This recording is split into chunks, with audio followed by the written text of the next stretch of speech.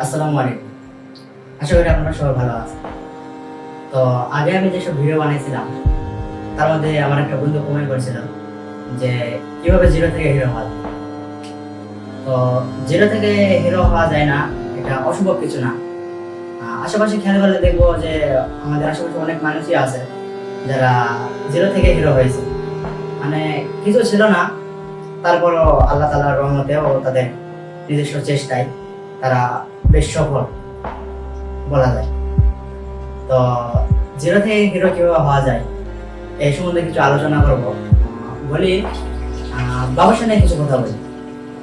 কারণ মনে করেন যে একজন লোক চাকরি করে যা করতে পারবে, ব্যবসা করে তার চেয়ে ডবল আর্ন বা ইনকাম করা যায়। পৃথিবীতে যেরকম মনে করেন যে বড় বড় লোক আছে, এই ধরেন যে বিল গেটস, ইলন মাস্ক, এরা যত বড় লোক, মানে হাই কোয়ালিটির লোকজন, তারা কিন্তু কেউই চাকরি করে এই পর্যায়ে আসতে পারে। তারা নিজস্ব ব্যবসা এবং তাদের শ্রম মেধা দিয়ে এই পর্যন্ত আসছে।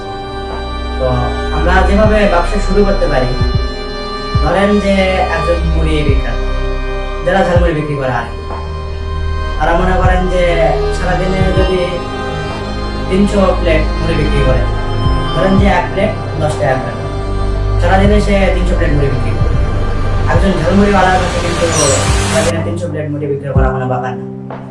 স্কুল কলেজের সামনে অথবা বাজারের সামনে বসলে তার মোটামুটি ভালো বেচে কেনা হয়। তো ধরেন যে সারাদিনে তার আয় হলো, বিক্রি হলো 3000 টাকা। এখানে কিন্তু তার পুঁজি তেমন বেশি না, এই ধরেন 1200 থেকে 1500 টাকা তার পুঁজি বা বিনিয়োগ।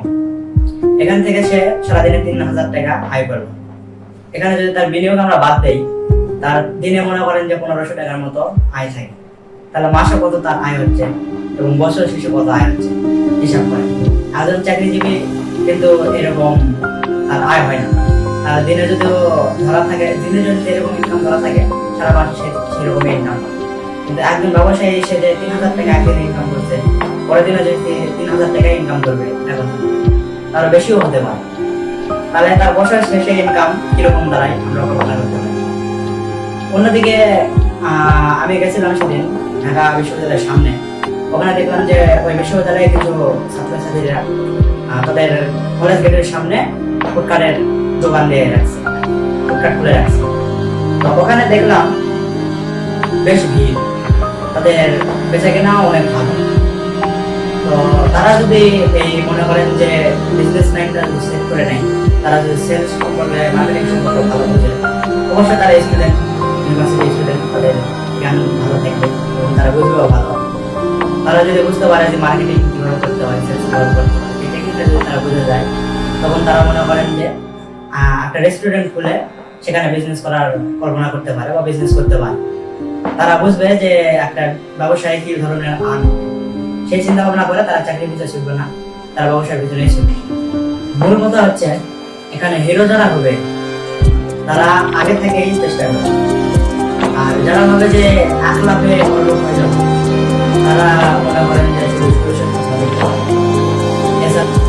তাই পরিশেষে একটা কথা বলবো, যদি জীবনে কিছু করতে হয় তাহলে শান্তির বাদ দেন, শান্তির ত্যাগ করেন এবং স্বপ্ন পূরণের উদ্দেশ্যে চেষ্টা করবেন। আল্লাহ তাআলা অবশ্যই